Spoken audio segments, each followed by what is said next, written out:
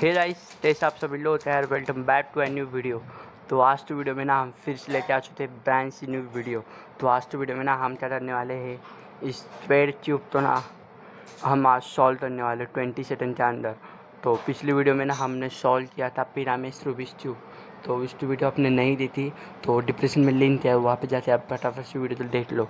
तो यार आज तो वीडियो में ना हम इस ट्यूब तो 20 सेकंड के अंदर सॉल्व करने वाले हैं ना।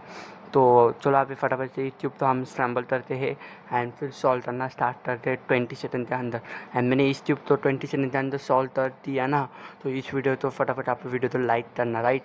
तो चलो आज तो वीडियो तो बिना देरी से स्टार्ट करते हैं।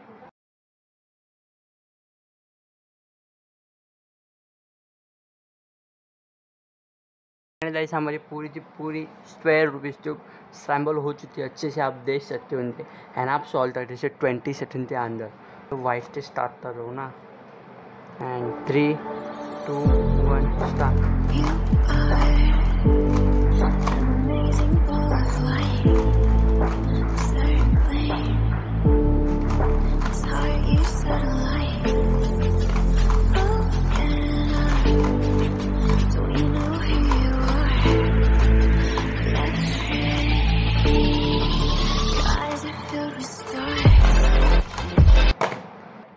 तो यार इस ट्यूब तो ना मैंने 20 सेकंड के अंदर सॉल्व कर चुका है, राइट।